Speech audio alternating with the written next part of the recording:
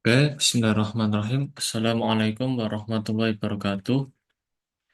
Perkenalkan nama saya Muhammad Ilham Suwahyu dan NIM 1880512240007. Pada kesempatan kali ini saya akan menjelaskan materi yang ada di mata kuliah analisis real, yaitu 1.2 tentang induksi matematika dan 1.3 yaitu himpunan tak hingga dan berhingga. Oke, selanjutnya saya akan menjelaskan mulai dari 1.2 seputar induksi matematika. Dimulai dari bagian 1.2.1 yang berbunyi sifat well ordering ini menyatakan bahwa setiap himpunan bagian tak kosong dari himpunan bilangan asli memiliki elemen atau anggota terkecil. Nah, di sini kita mengetahui seputar himpunan bilangan asli, himpunan bagian tak kosong, sama elemen terkecil. Nah, untuk himpunan bilangan asli ini merupakan himpunan yang terdiri dari bilangan positif, dimulai dari angka 1. Jadi, himpunan bilangan asli ini dapat dinyatakan dalam bentuk eh, N sama dengan eh, elemennya 1, 2, 3, 4, dan seterusnya. Selanjutnya, himpunan bagian tak kosong. Nah, himpunan bagian tak kosong ini berarti mengambil sebagian elemen dari himpunan bilangan asli, tetapi tidak boleh mengambil, tidak ada elemen sama sekali. Misalnya 246, 15, 100, dan 3 yang merupakan himpunan bagian tak kosong dari bilangan asli. Selanjutnya, elemen terkecil. Nah, elemen terkecil ini ya anggota terkecil dalam suatu himpunan. Misalnya, seperti himpunan yang beranggotakan 246. Maka bisa dilihat bahwa elemen terkecilnya itu angka 2 dari anggota 246 dan seterusnya. Nah, intinya bagaimana? Intinya sifat ini mengatakan bahwa jika Anda memiliki himpunan bagian apapun dari bilangan asli, pasti dapat menemukan elemen terkecil di dalamnya. Tidak peduli seberapa besar atau kecil himpunan bagian tersebut, atau seberapa besar elemen-elemennya. Selalu ada satu elemen yang paling kecil. Untuk contohnya, misalkan himpunan bagian A yang beranggotakan 5, 10, 15, 20, dan seterusnya. Maka elemen terkecil dari himpunan A ini adalah angka 5. Contoh yang kedua, misalkan kita memiliki himpunan bagian B yang beranggotakan 1, 3, 5, 7, 9. Nah, bisa dilihat bahwa elemen terkecil dari himpunan bagian B ini adalah 1. Selanjutnya ke bagian 1.2.2 yang berbunyi, misalkan S adalah himpunan bagian dari N, yaitu himpunan bahan asli, yang memenuhi dua sifat sebagai berikut. Sifat yang pertama, bilangan satu adalah elemen dari himpunan S. Yang kedua, untuk setiap K dalam himpunan bilangan asli itu, jika K adalah anggota dari himpunan S, maka K plus 1 juga elemen dari himpunan S atau anggota dari himpunan S. Nah, jika memenuhi dua sifat itu, maka himpunan S sama dengan himpunan bilangan asli atau dinyatakan seperti ini.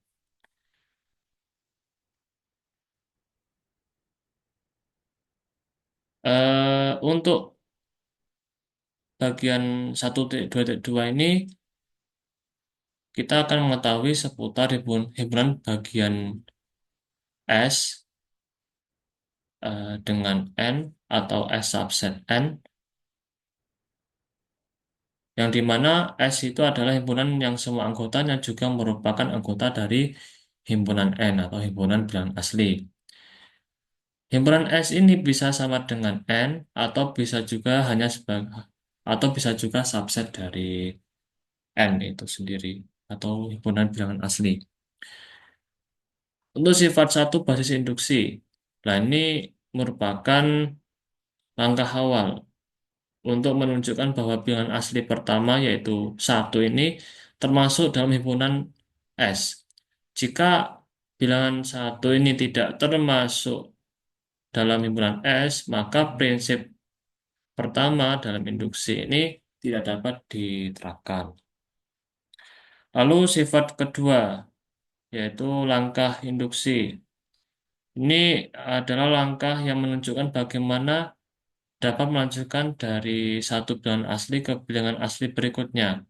Asumsikan bahwa suatu bilangan asli K adalah anggota dari himpunan S, dan kemudian harus membuktikan bahwa bilangan asli berikutnya, yaitu K plus satu juga merupakan anggota dari himpunan S.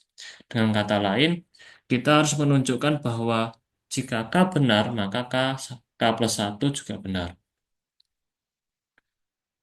Eh, untuk contohnya seperti ini, misalkan kita ingin membuktikan bahwa jumlah n bilangan asli pertama adalah n kali n plus satu per 2.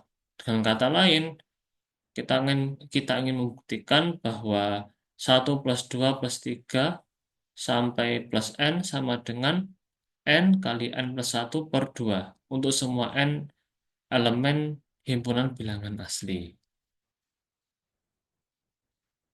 Langkah pertama yaitu basis induksi. Untuk N sama dengan satu. Maka untuk N sama dengan satu substitusikan ke dalam eh, pernyataan yang seperti ini. Jadi didapatkan bahwa satu sama dengan satu, ini N-nya, substitusikan ini N plus satu ke sini. Berarti satu kali satu plus satu per 2 sama dengan satu. Nah, jadi didapatkan bahwa satu sama dengan satu ini, yang ini sama dengan satu. Jadi pernyataan untuk N sama dengan satu benar. Lalu langkah kedua, asumsikan bahwa K itu juga elemen bilangan asli. Jadi asumsikan bahwa satu plus 2 plus 3 ditambah sampai K sama dengan K kali K plus satu per 2. Nah, jika ini langkah kedua benar, maka harus membuktikan bahwa K plus satu juga benar. Maka dibuktikannya seperti ini untuk K plus satu. Berarti satu plus 2 plus 3 ditambah sampai dengan K plus satu sama dengan K plus satu kali K plus satu plus satu per 2. Sama dengan K plus satu kali K plus 2 per 2. Nah, caranya bisa dimulai dari bagian kiri persamaan. Dengan pembuktiannya seperti ini, satu plus 2 plus 3 ditambah K plus satu sama dengan satu plus 2 plus 3 ditambah sampai K ditambah K plus satu sama dengan K kali K plus satu per 2 ditambah K plus satu. Lalu disederhanakan seperti ini. K kali K plus satu per 2 ditambah K plus satu sama dengan K kali K plus satu ditambah 2 kali K plus satu per 2 sama dengan K plus satu kali K plus 2 per 2. Jadi untuk persamaan ini telah menunjukkan bahwa jika pernyataan itu benar untuk K, maka pernyataan itu juga untuk K plus satu. Selanjutnya menginjak ke 1.2.5 yang berbunyi, misalkan S adalah himpunan bagian dari N, yaitu himpunan bilangan asli, yang memenuhi dua sifat sebagai berikut. Yang pertama, yaitu satu adalah elemen dari himpunan S. Sifat yang kedua, untuk setiap K dalam himpunan bilangan asli, jika semua bilangan asli dari satu hingga K termasuk dalam himpunan S, yaitu satu 2 sampai K, subset S, maka K plus satu juga merupakan anggota dari himpunan S, yaitu K plus satu elemen S. Nah, jika memenuhi dua sifat itu, maka S sama dengan himpunan bilangan asli. Atau dinyatakan seperti ini. Untuk bagian 1,2,5 ini sama seperti bagian 1,2,2 untuk penjelasan ini. Cuman untuk bagian 1,2,5 ini sedikit berbeda dengan bagian 1,2,2. Saya jelaskan bagian sifat satu saja, sifat satu dan sifat dua. Untuk sifat satu, eh, bagian sifat pertama ini sama dengan basis induksi pada induksi matematika biasa. Maka harus menunjukkan bahwa bilangan asli pertama yaitu satu termasuk dalam himpunan S. Selanjutnya sifat 2 yaitu langkah induksi. Nah, ini ya, terdapat perbedaan utama antara induksi kuat dan induksi biasa. Dalam induksi kuat, kita mengasumsikan bahwa semua bilangan asli dari 1 hingga K termasuk dalam himpunan S. Bukan hanya K saja. Kemudian kita harus membuktikan bahwa K plus satu juga termasuk dalam himpunan S. Dengan kata lain, kita harus menunjukkan bahwa 1, 2 sampai K semuanya benar, maka K plus satu juga benar.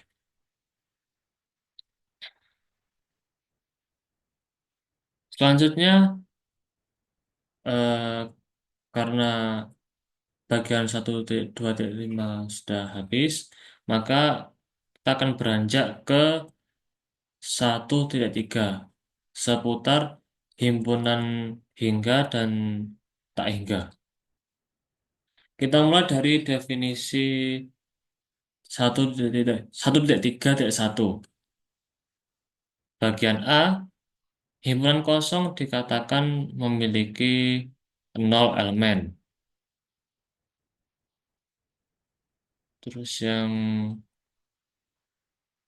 yang kedua, definisi atau definisi B, yaitu jika n elemen dari n kecil elemen dari himpunan bilangan asli, yaitu setiap n adalah bilangan asli, sebuah himpunan S dikatakan memiliki n elemen jika terdapat bijeksi atau bijeksi korespondensi satu-satu dari himpunan bilangan asli n yang terdiri dari 1, 2 sampai n ke S. Lalu definisi yang bagian C, sebuah himpunan S dikatakan hingga jika himpunan tersebut kosong atau memiliki n elemen untuk suatu n elemen dari himpunan bilangan asli.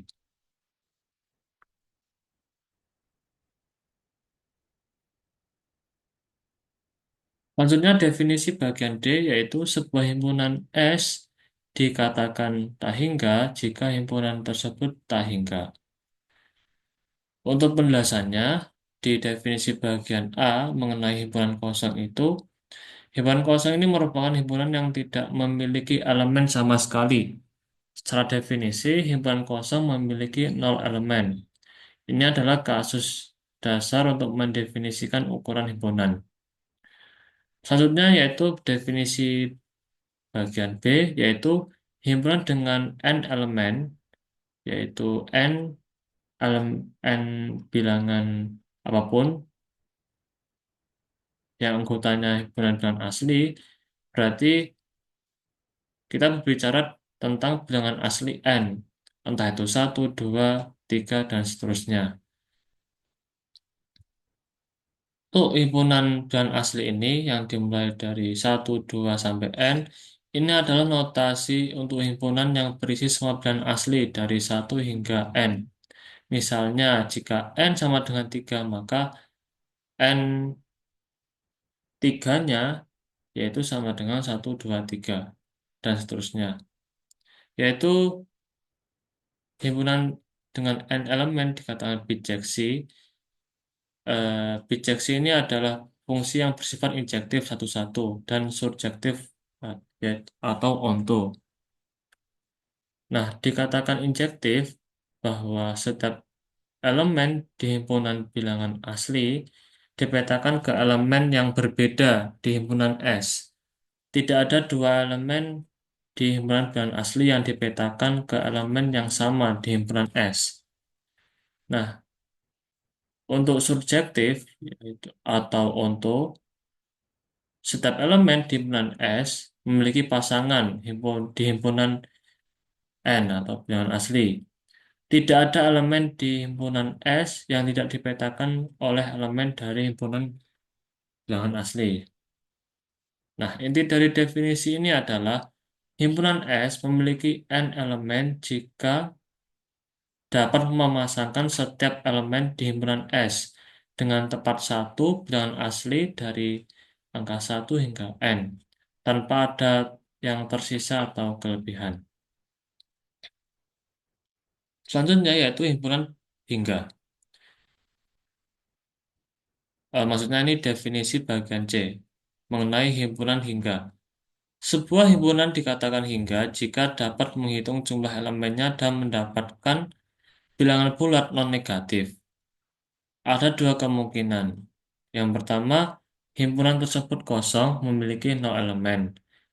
Yang kemungkinan kedua, himpunan tersebut memiliki n elemen, di mana n adalah bilangan asli. N kecil yang dimaksud. Selanjutnya definisi bagian D, yaitu himpunan tak hingga. Sebuah himpunan dikatakan tak hingga jika tidak mungkin untuk menghitung jumlah elemennya dan mendapatkan bilangan bulat non-negatif. Dengan kata lain, tidak peduli seberapa banyak angka yang tersedia, maka angka tersebut tidak akan mencapai batasnya.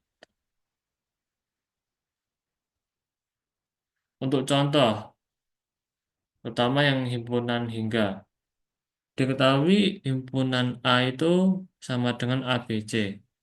Maka himpunan ini memiliki tiga elemen, maka bisa membuat bijeksi dari himpunan A itu dengan seperti ini, dengan cara seperti ini, yaitu N3 sama dengan 123 ke A sebagai berikut.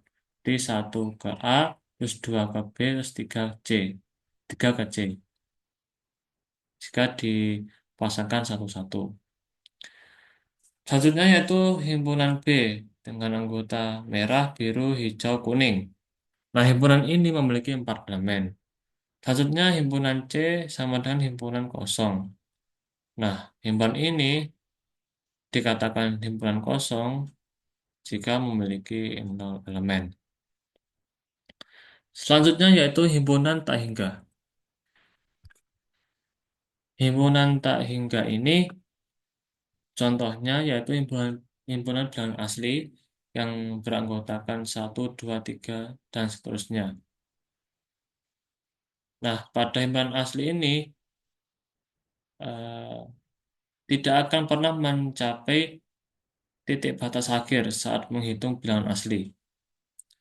Selanjutnya yaitu himpunan bilangan bulat yang terdiri dari kayak 0, 1, 2, 0, min 1, min 2, dan seterusnya.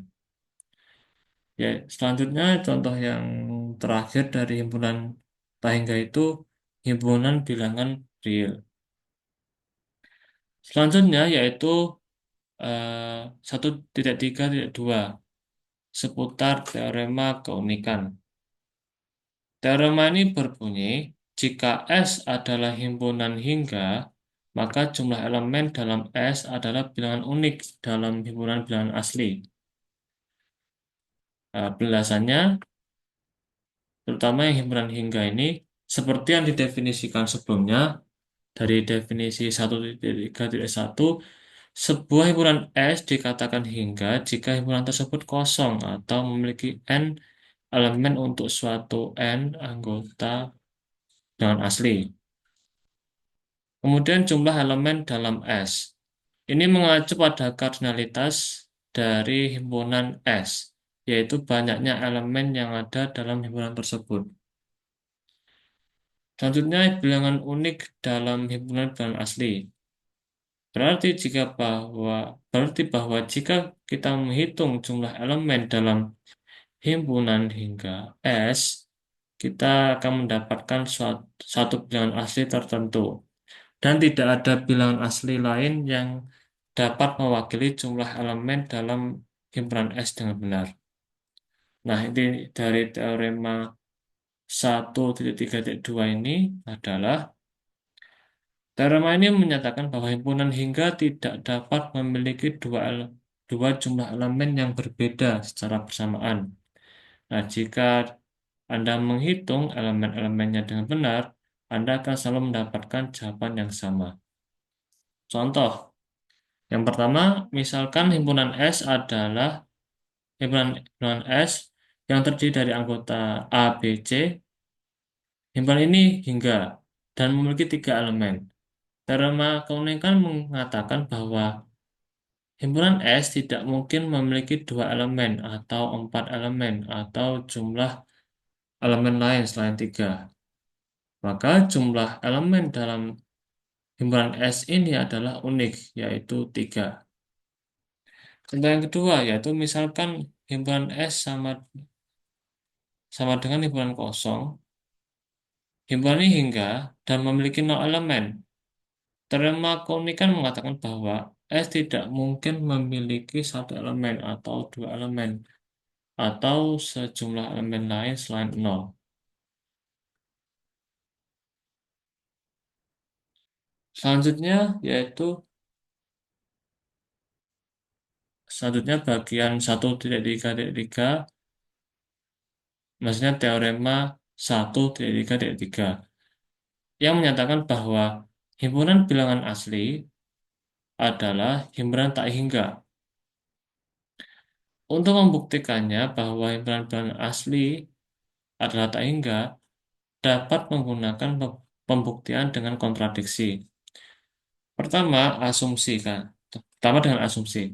Andaikan bahwa himpunan bilangan asli N adalah himpunan hingga, jika N dikatakan himpunan hingga, maka berdasarkan definisi himpunan hingga itu terdapat suatu bilangan asli N sedemikian sehingga terdapat korespondensi satu-satu atau fungsi bijektif seperti ini.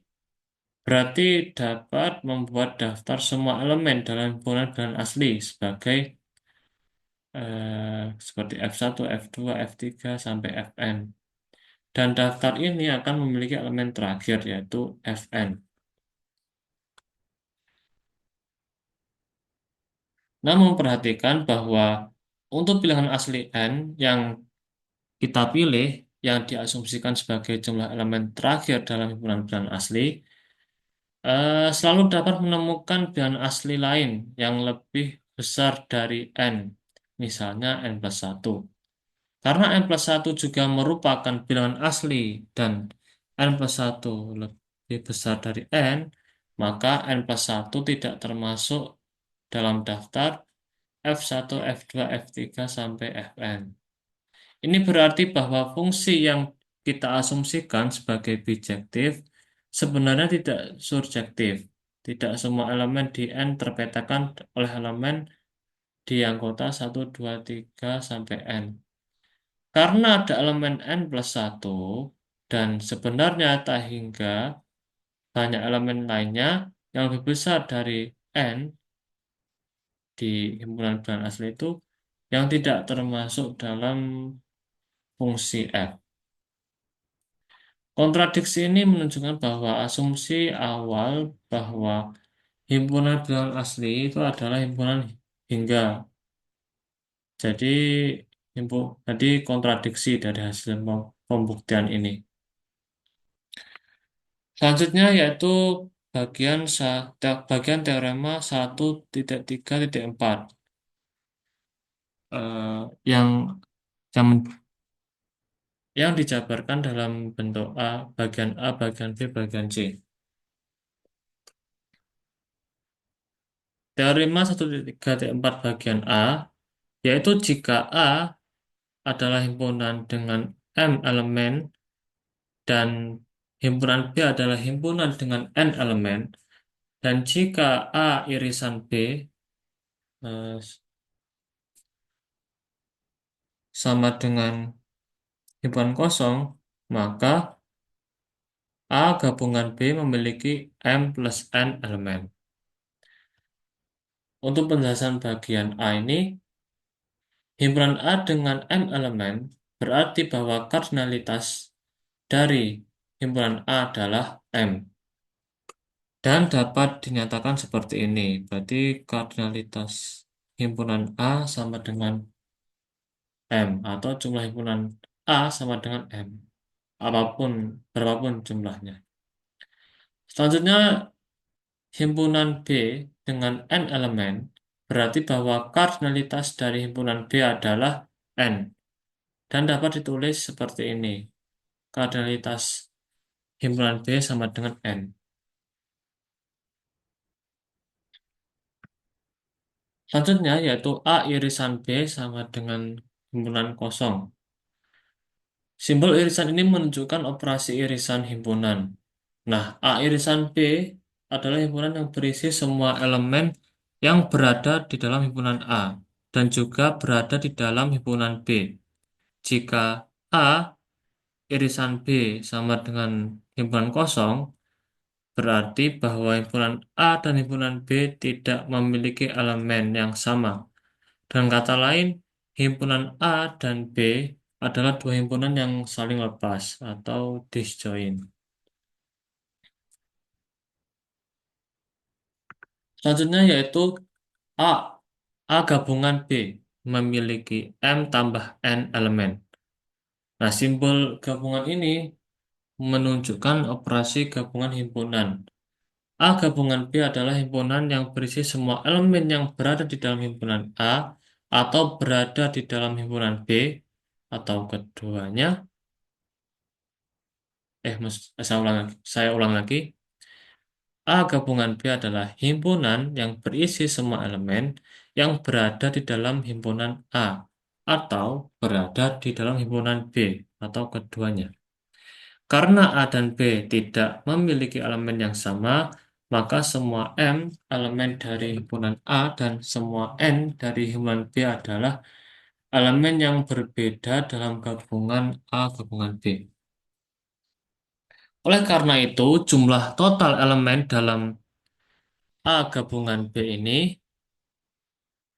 dalam jumlah saya, mana ya tadi? Oleh karena itu, jumlah total elemen dalam A gabungan B adalah jumlah elemen di himpunan A ditambah dengan jumlah elemen di himpunan B, yaitu M tambah N. Atau dapat ditulis seperti ini. A gabungan B sama dengan M tambah N. Untuk contohnya, misalkan himpunan A yang beranggotakan 1, 2, 3, maka himpunan ini dinyatakan dalam bentuk seperti ini. Berarti M anggota jumlah anggota dari himpunan A itu ada 3. Lalu misalkan himpunan B yang beranggotakan A dan B, maka jumlah anggota dari himpunan B ada 2. Karena A dan karena himpunan A dan B tidak memiliki elemen yang sama, maka A irisan B itu sama dengan himpunan kosong. Maka gabungan dari himpunan A dan B adalah seperti ini. Berarti 1, 2, 3 AB.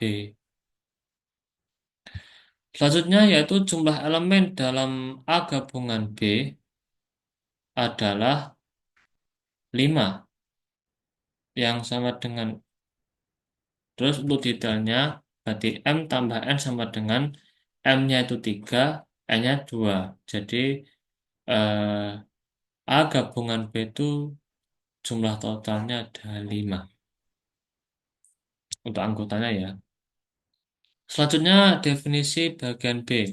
Itu definisi 1.3.4. Untuk bagian B yang berbunyi, jika A adalah jika himpunan A adalah himpunan dengan M elemen himpunan bulan asli dan C subset dari himpunan A dengan satu elemen, A maka selisih antara himpunan C dengan A adalah himpunan dengan M kurangi satu elemen. Untuk penjelasannya, bahwa himpunan A dengan M elemen N berarti bahwa himpunan A adalah himpunan hingga dengan M elemen, di mana M adalah bilangan asli 1, 2, 3 sampai seterusnya, dan kardinalitas dari himpunan A sama dengan M. Terus untuk C, subset dari A adalah himpunan dengan satu elemen. Nah, simbol subset ini menunjukkan bahwa himpunan C adalah subset dari A. Yang berarti semua elemen dari himpunan C juga terdapat dalam himpunan A. Diketahui bahwa himpunan C memiliki tepat satu elemen, sehingga himpunan C itu, kardinalitas himpunan C itu sama dengan satu.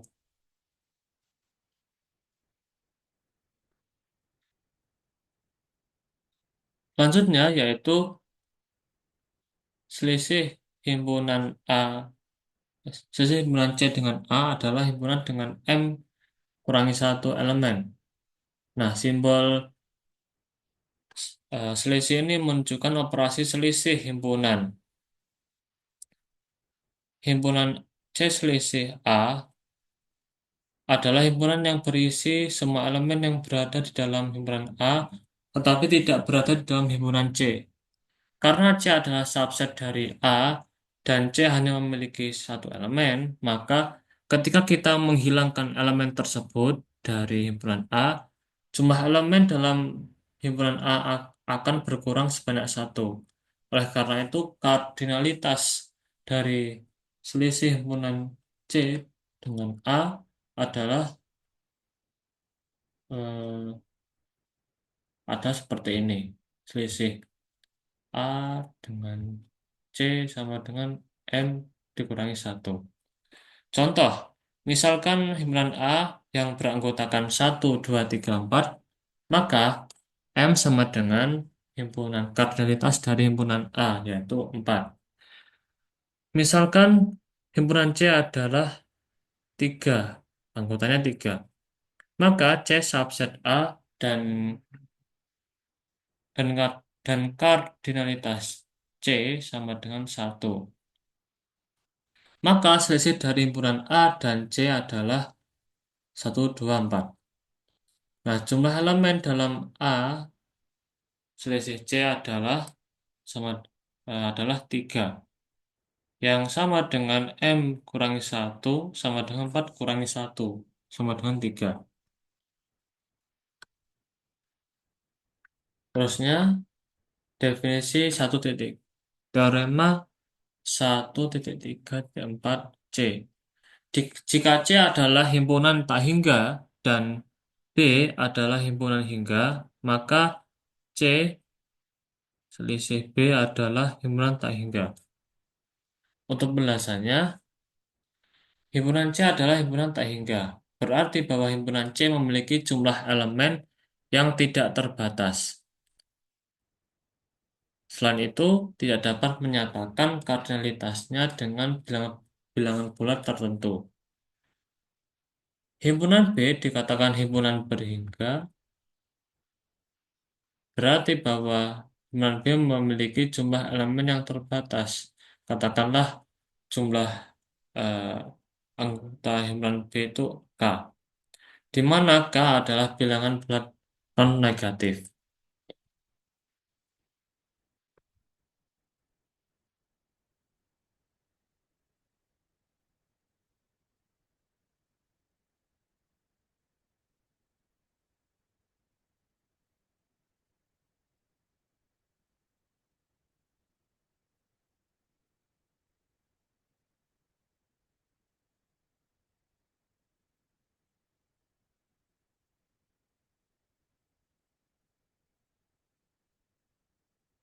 Bentar.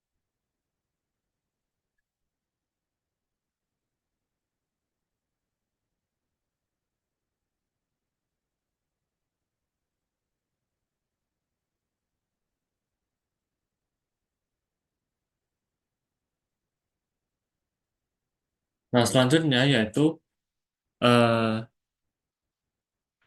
C selisih B adalah himpunan tak hingga. C selisih B adalah himpunan yang berisi semua elemen yang berada di C, tetapi tidak berada di dalam B. Karena himpunan B hanya memiliki jumlah elemen yang terbatas, menghapus elemen-elemen ini dari himpunan tak hingga C akan membuat himpunan C menjadi himpunan hingga. Himpunan C masih akan memiliki jumlah elemen yang tidak terbatas karena hanya menghilangkan sejumlah elemen yang berhingga. Untuk contoh, misalkan himpunan C sama dengan himpunan-himpunan asli yang terdiri dari anggota 1, 2, 3, 4, dan seterusnya. Terus misalkan himpunan B sama dengan 1, 2, 3 yang merupakan himpunan hingga dengan anggota atau dengan kardinalitas himpunan B sama dengan 3. Maka selisih dari C dan B adalah selisih dari C dan B adalah 4, 5, 6, 7 sampai seterusnya. Nah, himpunan selisih C dan B masih merupakan himpunan tak hingga. Selanjutnya yaitu teorema 1,3,5 yang berbunyi misalkan S dan himpunan S dan T adalah himpunan dan T subset dari himpunan S. Yang bagian A, jika S adalah himpunan hingga, maka himpunan T adalah himpunan hingga. Nah, penjelasannya pada bagian A ini, himpunan S dan T adalah himpunan S dan adalah himpunan dan T subset dari S. Nah, ini berarti bahwa himpunan T adalah subset dari himpunan S, yang berarti setiap elemen yang ada dalam himpunan T juga terdapat di dalam himpunan S. Jika S adalah himpunan hingga, berarti bahwa himpunan S memiliki jumlah elemen yang terbatas. Nah, untuk menghitung jumlah elemennya dan mendapatkan suatu bilangan negatif tertentu. Nah, seperti misalnya, ini jumlah himpunan S sama dengan N, di mana N lebih besar atau sama dengan 0.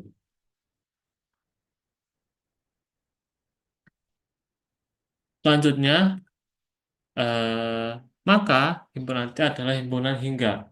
Karena setiap elemen di himpunan T juga ada di himpunan S. Maka jumlah elemen di T tidak tidak mungkin lebih banyak daripada jumlah elemen di himpunan S. Jika himpunan S memiliki jumlah elemen yang terbatas, maka subset himpunan T juga pasti memiliki jumlah elemen yang terbatas. Jadi jumlahnya sama dengan S eh, himpu- jika T sama dengan himpunan S. Atau lebih sedikit jika T adalah subset proper dari himpunan S atau bahkan 0 jika T sama dengan himpunan tak hingga. Oleh karena itu, T haruslah merupakan himpunan hingga. Contoh, misalkan S sama dengan ABC dengan himpunan hingga dengan 3 elemen. Beberapa contoh subset dari himpunan T dari S adalah T1 anggotanya A. Itu himpunan hingga dengan jumlahnya yaitu dengan jumlah elemennya yaitu 1. Himpunan T2 sama dengan eh, B sama C. Itu dikatakan himpunan hingga memiliki 2 elemen. Himpunan T3 sama dengan A, B, C hingga itu dikatakan hingga mempunyai 3 elemen, di mana himpunan T3 ini sama dengan himpunan T.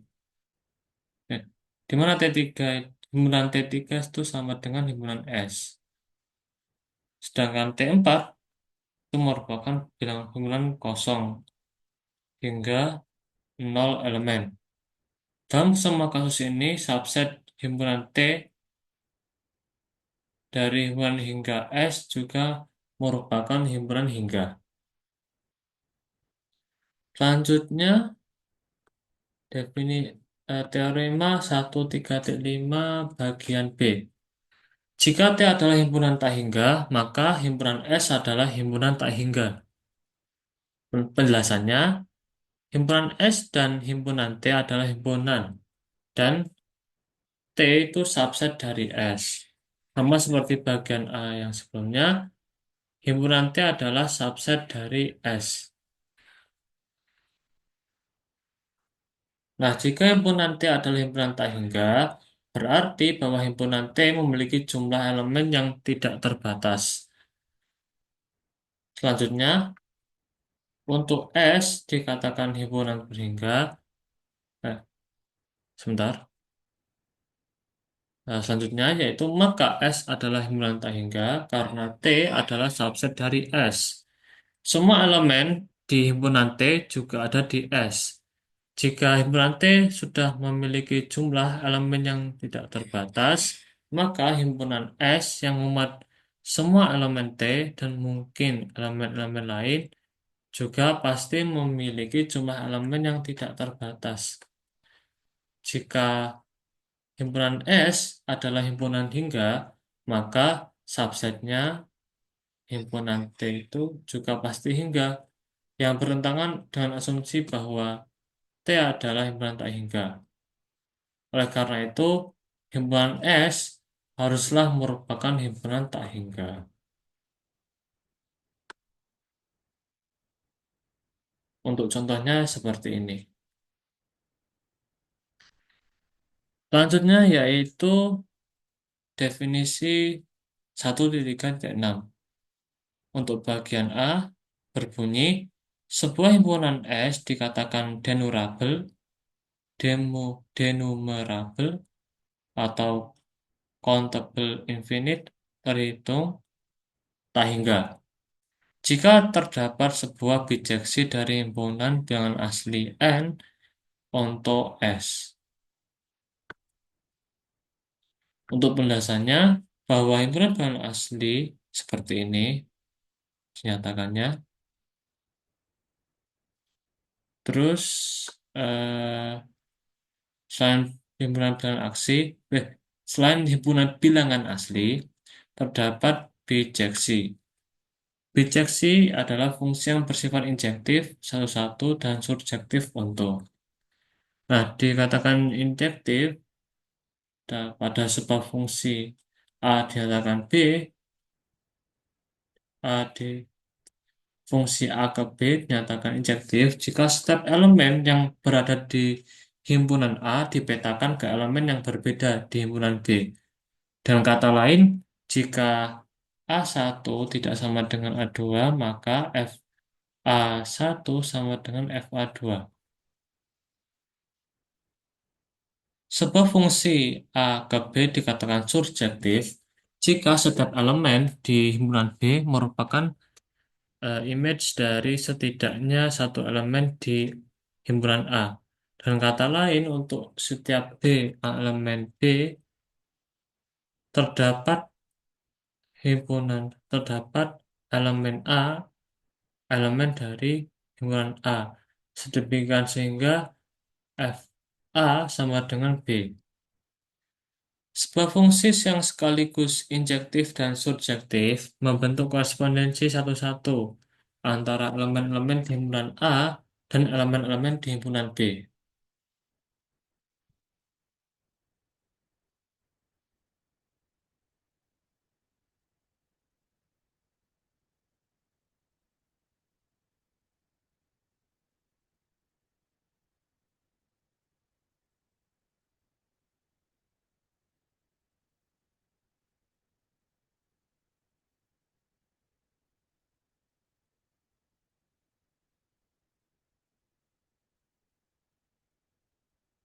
Selanjutnya yaitu onto S.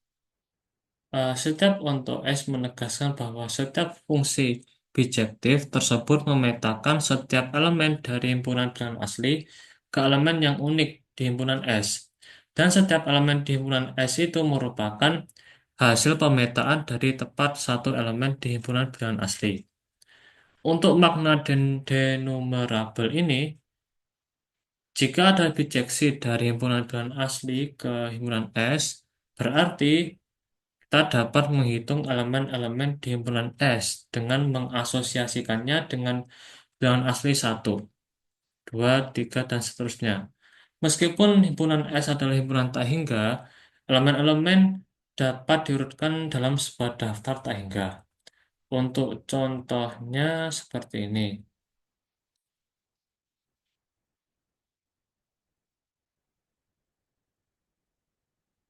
Selanjutnya yaitu definisi 1.3.6 bagian B.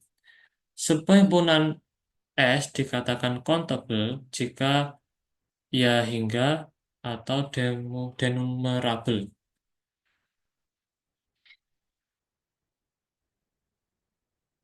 Untuk contoh eh, sebuah himpunan dikatakan countable, untuk contohnya seperti ini. Selanjutnya ke definisi 1.3.6 bagian C. Sebuah himpunan S dikatakan uncountable jika ia not countable. Untuk penjelasannya, untuk not countable ini berarti bahwa himpunan S bukan merupakan himpunan hingga dan juga bukan merupakan himpunan denumerable. Dan makna uncountable sendiri itu himpunan tak terhitung adalah himpunan tak hingga yang elemen-elemennya terlalu banyak untuk dipasangkan satu-satu dengan himpunan bilangan asli N. Tidak mungkin membuat daftar tak hingga yang mencakup semua elemen dalam himpunan tersebut. Untuk contohnya seperti ini. Selanjutnya yaitu ke teorema 1.3.8 yang berbunyi bahwa himpunan karena bilangan asli, cross bilangan asli adalah denumerable. Nah, apa itu bilangan asli dengan bilangan asli? Himpunan bilangan asli adalah himpunan bilangan asli. Untuk simbol N besar ini adalah himpunan bilangan asli yang didefinisikan seperti ini. Nah, untuk N besar cross N besar ini adalah hasil kali kartesius dari himpunan N dengan dirinya sendiri, yang merupakan himpunan yang berisi semua pasangan berurutan yang dinyatakan dalam bentuk M, N, di mana M adalah N besar itu sendiri dan N juga merupakan elemen dari himpunan N besar itu sendiri. Jadi untuk hasil kali kartesius antara N besar cross N besar seperti ini. Lalu selanjutnya apa artinya denumerable? Seperti yang didefinisikan dalam definisi 1.3.6 bagian A, dikatakan sebuah himpunan S itu apa? Dikatakan denumerable jika terdapat sebuah bijeksi yaitu fungsi 1 dan onto dari himpunan bilangan asli N ke himpunan S. Berarti kita dapat membuat daftar tak hingga dari semua elemen di himpunan S sedemikian rupa sehingga setiap elemen di himpunan S itu muncul tepat satu kali dalam daftar satu-satu tersebut. Selanjutnya, pembuktian teorema. Untuk membuktikan bahwa hasil kartesius N cross N adalah denumerable, kita perlu menunjukkan bahwa ada sebuah bijeksi yang berupa fungsi yang didefinisikan fungsi himpunan bilangan asli itu N cross N itu Nah, salah satu cara melakukan ini adalah dengan mengkonstruksi sebuah cara untuk mengurutkan semua pasangan berurutan dalam hasil Kartesius antara n kali n cross n itu menjadi sebuah daftar Tahingga tanpa pengulangan.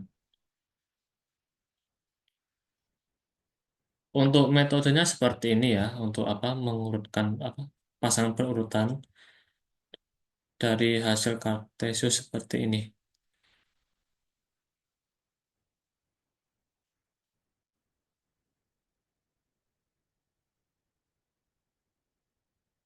Lanjutnya ke teorema 1.3.9 yang berbunyi, misalkan S dan T adalah himpunan dan T subset dari himpunan S. Di bagian A, jika S adalah himpunan terhitung, maka T juga adalah himpunan terhitung. Penjelasannya, untuk himpunan S, untuk S dan T itu adalah himpunan dan T subset S. Berarti bahwa T adalah subset dari S, yaitu setiap elemen yang berada di dalam himpunan T juga berada di dalam himpunan S. Nah, jika S adalah himpunan terhitung, berdasarkan definisi 1.3.6 bagian B itu, berarti bahwa S adalah himpunan hingga atau himpunan denumerable. Untuk kasus satu disebut dikatakan bahwa himpunan himpunan S adalah himpunan hingga. Jika himpunan S memiliki jumlah elemen yang terbatas, maka subset himpunan T dari himpunan S juga pasti memiliki elemen yang terbatas. Oleh karena itu, jika himpunan S itu hingga, maka himpunan T juga hingga. Dan dengan demikian, himpunan T adalah himpunan terhitung. Ini berdasarkan definisi sebelumnya, yaitu definisi 1.3.6 bagian B. Selanjutnya yaitu kasus 2, yaitu S adalah himpunan denumerable.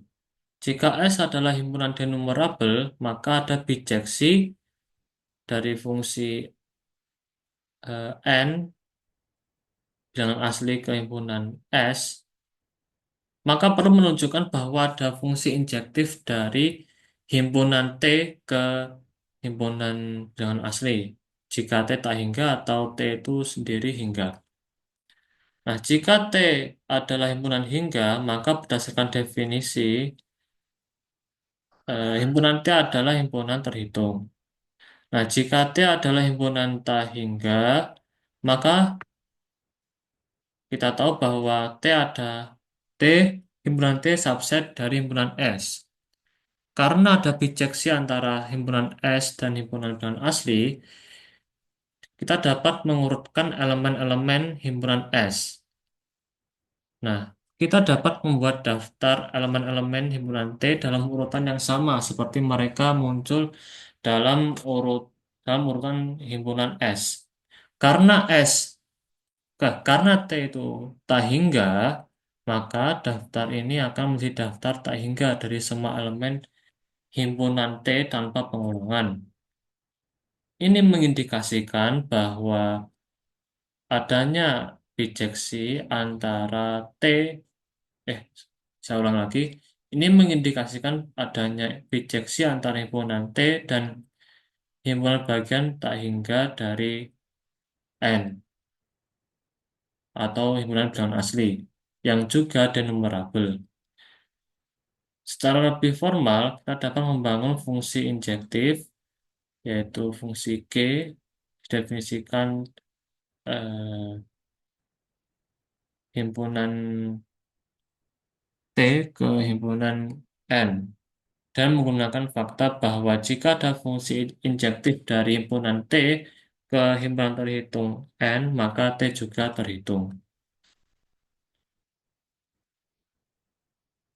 Untuk contoh bagian definisi 1.3.9 A seperti ini. Selanjutnya bagian himpunan selanjutnya bagian definisi 1.3.9 B yang ber bukan definisi, teorema. Sebentar.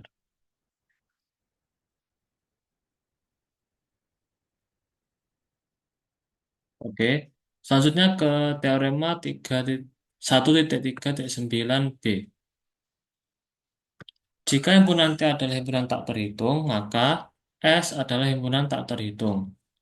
Untuk penjelasannya, S dan T adalah himpunan dan T subset dari S. Seperti pada bagian A, himpunan T adalah subset dari S. Nah, jika himpunan T adalah himpunan tak terhitung, berdasarkan definisi 1.3.6 bagian C, ini berarti bahwa T bukan merupakan himpunan hingga dan tidak ada bijeksi antara himpunan T dengan himpunan N bilangan asli. Maka S ini adalah himpunan tak terhitung. Akan kita akan membuktikan ini dengan kontraposisi. Kontraposisi dari pernyataan jika T dikatakan tidak berhitung, maka S tidak terhitung. Nah, maka S tidak berhitung. Nah, jika S terhitung, maka T juga terhitung. Nah, kita telah membuktikan pernyataan kontrapositif ini di bagian A karena sebuah pernyataan dan kontrapositifnya memiliki nilai kebenaran yang sama. Maka pernyataan asli bagian B juga benar.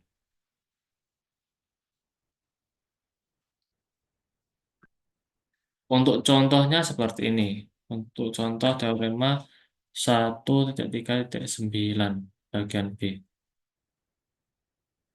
Selanjutnya ke teorema 1.3.10 yang berbunyi pernyataan-pernyataan berikut adalah ekuivalen.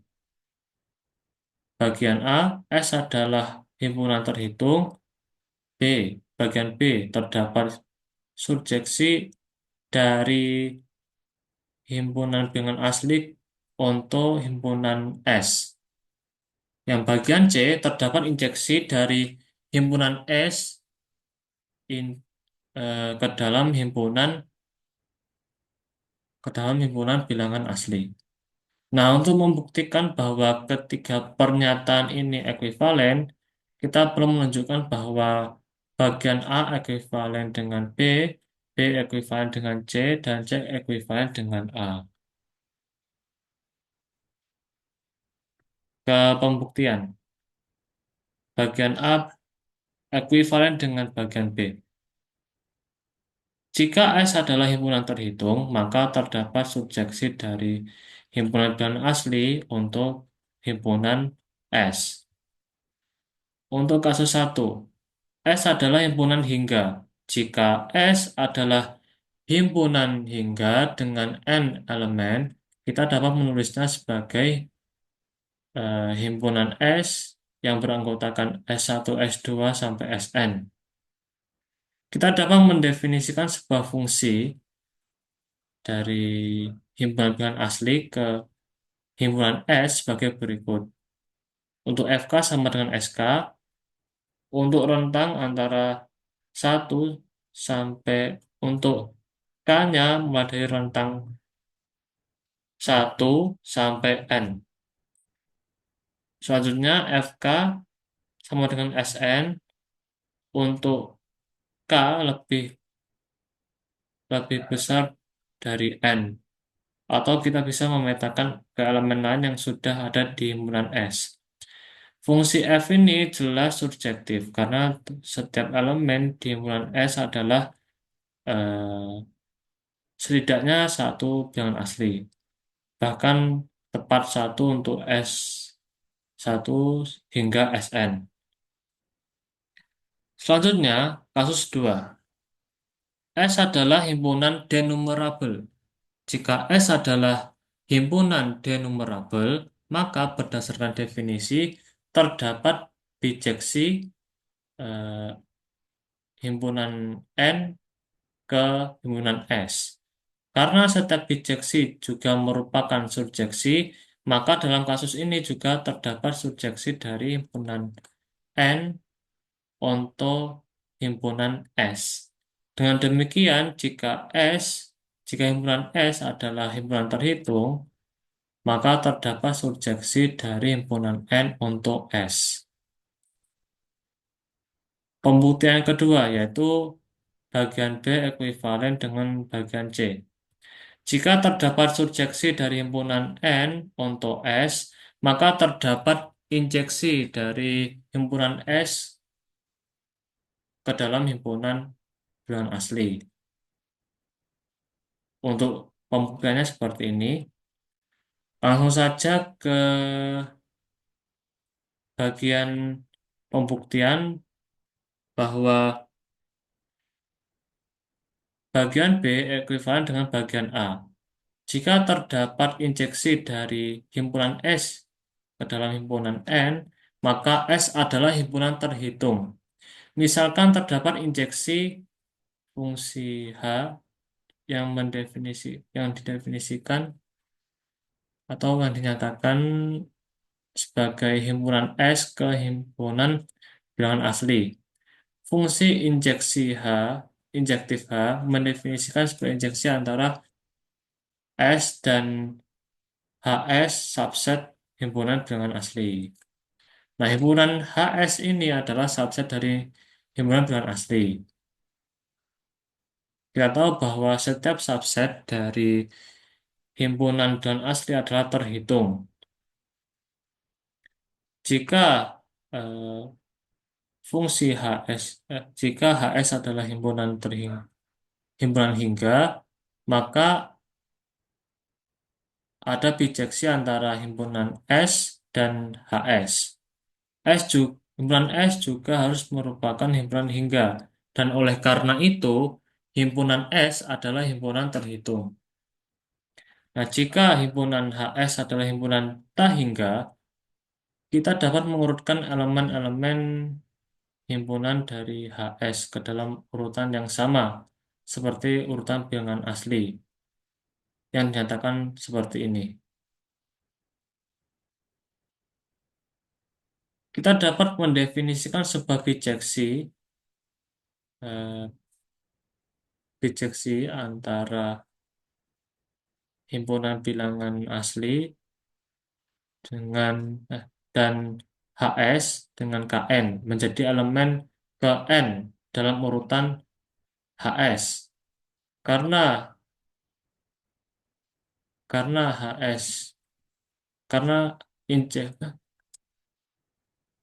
karena H didefinisikan himpunan S ke HS adalah bijeksi dan K yang didefinisikan himpunan bilangan asli ke HS adalah bijeksi, maka komposisi H inverse bundaran K didefinisikan himpunan bilangan asli ke S juga merupakan bijeksi. Berarti bahwa himpunan S adalah denumerable, terhitung tak hingga. Dan oleh karena itu, himpunan S adalah himpunan terhitung. Dengan demikian, telah menunjukkan bahwa bagian A ekuivalen B, bagian B ekuivalen dengan C, dan bagian C ekuivalen dengan bagian A. Oleh karena itu, ketiga pernyataan tersebut ekuivalen.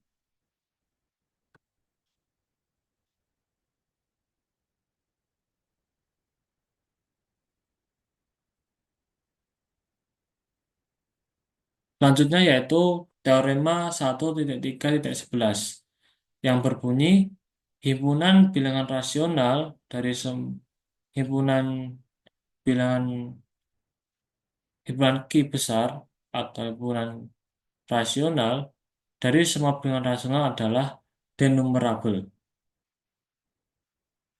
Untuk pembuktian teorema ini ada beberapa cara untuk membuktikan bahwa himpunan bilangan rasional adalah denumerable. Salah satu metode yang umum adalah dengan mengkonstruksi sebuah surjeksi dari himpunan bilangan asli untuk himpunan bilangan rasional berdasarkan teorema 1.3.10.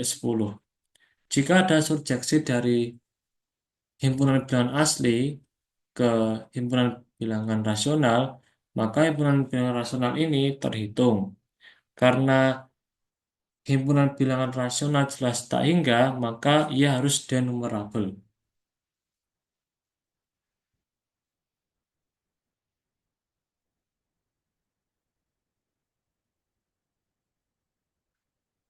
Berikut langkah-langkah untuk mengkonstruksi subjeksi tersebut. Yang pertama, representasi bilangan rasional. Yang kedua, mengorganisir bilangan rasional ke dalam kisi. Yang ketiga, menghitung elemen kisi. Yang terakhir, membuat daftar dan menghilangkan duplikat.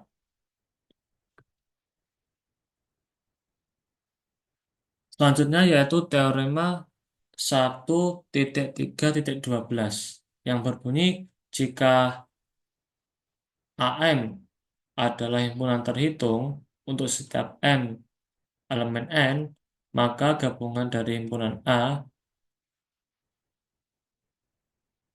maka gabungan dari setiap himpunan A mulai dari tak hingga sampai M sama dengan 1, maka himpunan AM itu terhitung. Teorema ini menyatakan bahwa jika memiliki sejumlah himpunan yang terhitung, yang berarti setiap himpunan dapat dipetakan satu ke satu dengan himpunan bilangan asli merupakan himpunan terhitung atau merupakan himpunan hingga dan mengambil gabungan dari semua himpunan ini, maka hasilnya juga akan menjadi himpunan terhitung. Dengan kata lain, gabungan dari sejumlah himpunan terhitung, yang terhitung adalah terhitung. Untuk buktinya, eh, untuk bukti teorema 1.3.12 ini, yang pertama, membuat daftar elemen.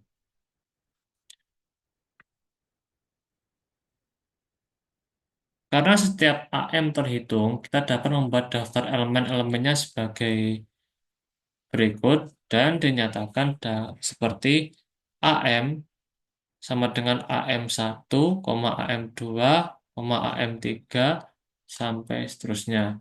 Kemudian dapat membuat tabel tak hingga di mana baris ke M berisi elemen-elemen dari AM seperti ini. Lalu cara yang kedua untuk pembuktiannya yaitu memetakan kebilangan asli. Kita dapat merangkai tabel ini menjadi satu daftar dengan mengikuti jalur diagonal, mirip dengan cara kita menghitung bilangan rasional. Dengan cara ini, kita dapat membuat daftar semua elemen dalam gabungan tersebut. Seperti ini, A11, A21, A12, A31, A22, A13, dan seterusnya. Kemudian dapat memetakan setiap elemen dalam daftar ini ke bilangan asli yang unik. Dengan melakukan ini, kita telah menunjukkan bahwa ada pemetaan satu ke satu antara gabungan himpunan AM dan himpunan bilangan asli, yang berarti gabungan tersebut terhitung.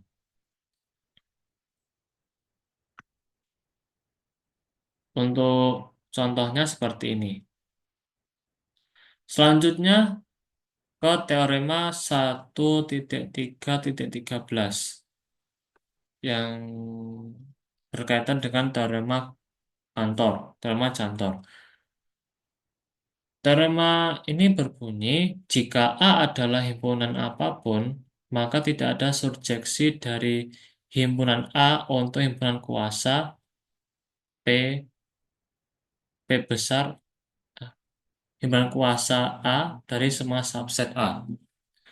Teorema Cantor ini adalah hasil fundamental dalam teori himpunan yang menyatakan bahwa untuk himpunan apapun, ukuran ukuran himpunan kuasa dari himpunan tersebut selalu lebih besar daripada ukuran himpunan itu sendiri. Dengan kata lain, tidak mungkin untuk membuat fungsi yang memetakan setiap elemen dari suatu himpunan A ke setiap subset dari himpunan A. Untuk konsep-konsepnya ada tiga. Yang pertama himpunan kuasa, surjeksi, sama kardinalitas. Untuk inti dari teorema ini adalah teorema Cantor menegaskan bahwa tidak mungkin ada fungsi surjektif dari suatu himpunan A ke himpunan kuasanya A. Ini berarti bahwa himpunan kuasa A selalu memiliki lebih banyak elemen daripada himpunan A dalam arti kardinalitas. Bahkan jika himpunan A adalah himpunan tak hingga, himpunan kuasanya akan memiliki kardinalitas yang lebih besar dari ketakhinggaan himpunan A.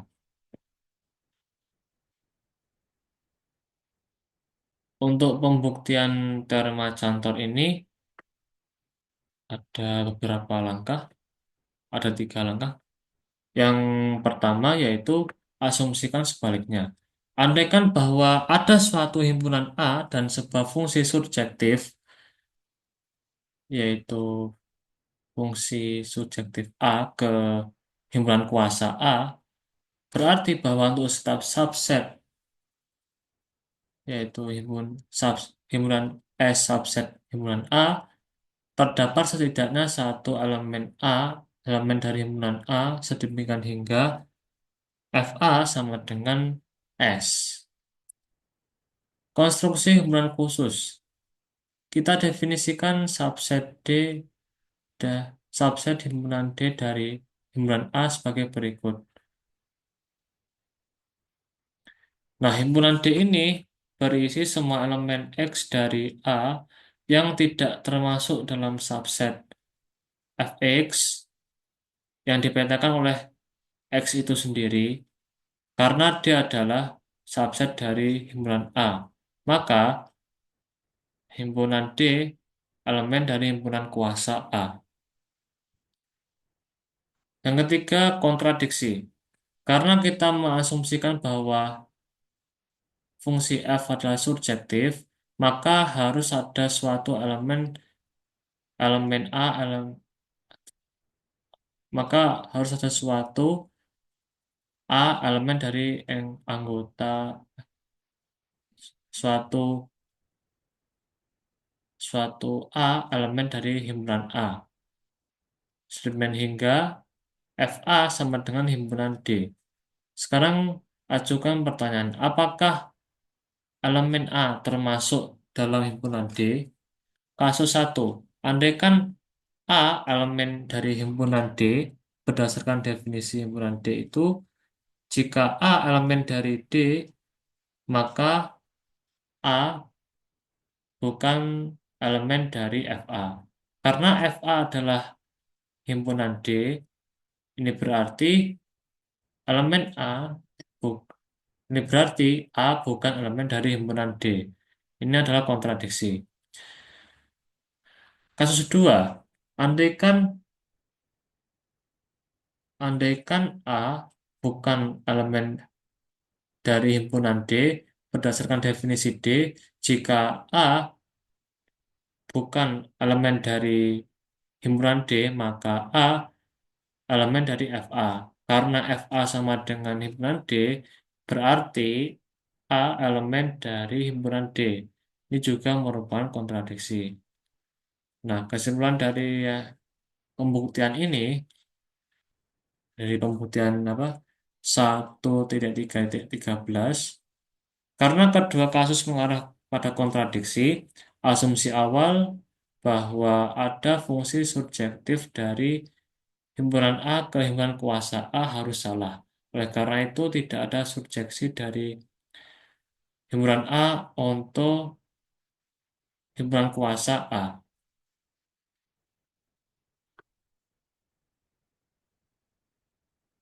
Mungkin itu saja yang dapat saya sampaikan.